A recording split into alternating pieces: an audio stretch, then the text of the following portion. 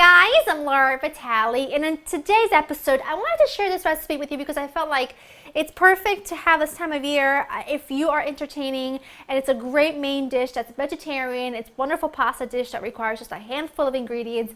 It is incredibly simple, obviously, because I'm making it.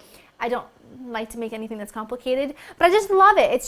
It's easy. It's a go-to of mine, and I'm using Swiss chard today as my green, which I really prefer to use with this dish because its sweetness counterbalances so well with a splash of wine, and the Parmigiano at the end is fantastic. But you can make the same recipe with spinach or kale. It's up to you. But today I've got some red chard that I've washed and I've chopped. Like, what I did was I took the rib from each piece of Swiss chard and I've trimmed off the first 3 inches or so from the bottom, and I just took the rib and I cut it into small pieces because this is totally edible. It just needs a little bit longer to cook than the leaves, which is why I've separated it.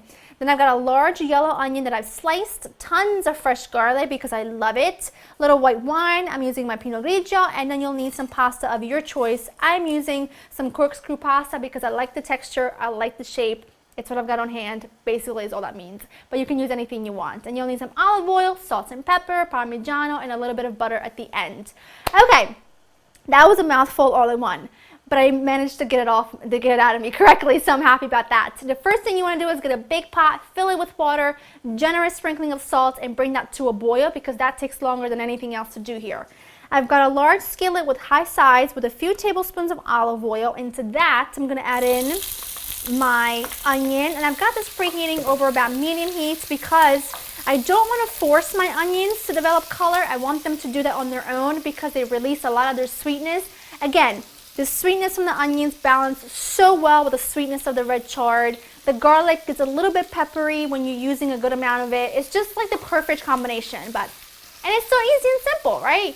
Give this a good stir, and I'm going to let these cook for about 5 to 6 minutes or until they've developed some color and cook down. I'm seasoning them with some salt and pepper because the salt is going to naturally draw out the liquid out of the onions, helping them cook along a lot faster.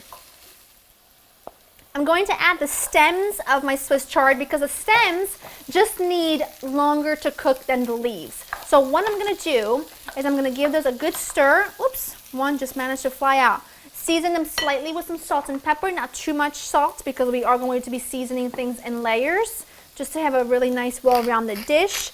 And then I am going to just cover this with my little lid here, and I'm going to let this cook on medium heat for about 5-6 minutes or until the stems have softened quite a bit. And now it's the perfect time to add my pasta to my boiling water because it should take about 10 minutes or so to cook.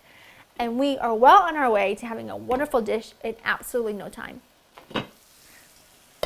That's looking exactly how I want it. Now I'm going to attempt, because if I had thought a little bit more about this, I would have gotten a bigger skillet because I've got a lot of Swiss chard here. So I'm going to attempt to put in a little bit at a time and cover my skillet with a lid here until it starts to wilt quite a bit, and it'll take about a minute or so. I'm going to wait for that to wilt. I'm going to add the remaining Swiss chard, and I'll show you what it looks like when it's all finally all in there really good. And in the meantime, I'm going to just grate some Parmigiano and get that ready to go. Get a little bit of butter out of the fridge. This whole thing is going to come together in no time, I'm telling you. It's like the speediest little thing ever. Swiss chard is completely like melted into those fabulous juices. It's wilted perfectly. So now I'm going to add in my garlic, and I'm adding my garlic now so that it can retain a little bit of its bite. I don't want it to cook it for too long. In fact, I'm just going to cook it in here for about a minute. Look at that. Can you believe that amount of Swiss chard reduced to that much? It happens. That's just what happens to most greens when you cook them. You're just going to have to accept it. I'm going to season this one last time with salt and pepper. Again, go light on the salt every time you salt this because you are seasoning every layer of the dish. And your boiling water for the pasta was salted as already, so you don't want to go too overboard. But this is smelling fantastic. I just drained my pasta and I reserved some of the starchy cooking water because that's what's going to make the sauce. delicious. And now I'm going to add in a splash of white wine, which you don't have to, but I like to. I feel like it just gives you a little extra some special. Let that cook for about a minute. Oh, it smells so good. And I love the colors as well. And it just really couldn't be any simpler. I mean, it's so easy, right? That's smelling good. I'm gonna add in my starchy cooking water. Get the heat on to medium-high at this point. I'm going to cover this with a lid. Oops, a little piece of pasta got in there somehow. I think it was from the starchy cooking water, but that's okay. Cover the lid, let that cook for about 2 minutes. I'm gonna grab some butter, and we are ready to plate. Awesome, I'm just gonna add some butter. This is gonna make it nice and creamy. Turn that up to about high heat. Oh, that smells so good. I've also grated some Parmigiano. I've got this ready. I'm ready to go.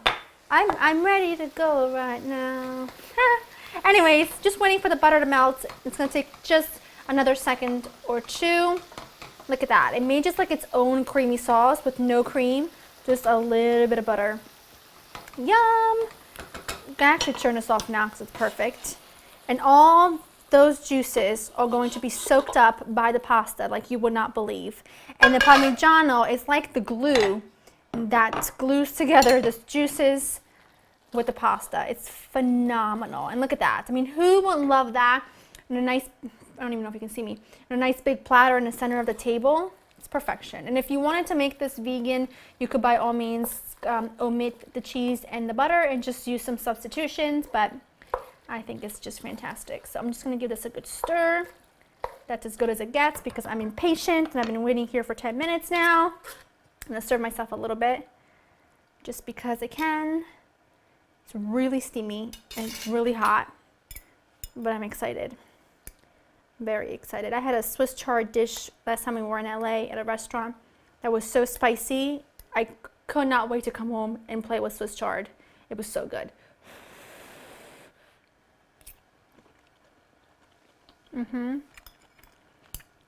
That is so good, it's not even funny. It's so simple, but so good. Absolutely delicious. I hope that you make this, and I hope I can see a picture of it on my Facebook, Instagram, Twitter, wherever you feel like tagging me, because I've been loving seeing your pictures. So many of you have been recreating my recipes for the holidays, and it is just, it's why I love to do what I do, because I know that you guys enjoy recipes as much as I do. Go to laurainthekitchen.com to get this recipe. Hope you've enjoyed spending time with me, and I'll see you next time. Bye-bye.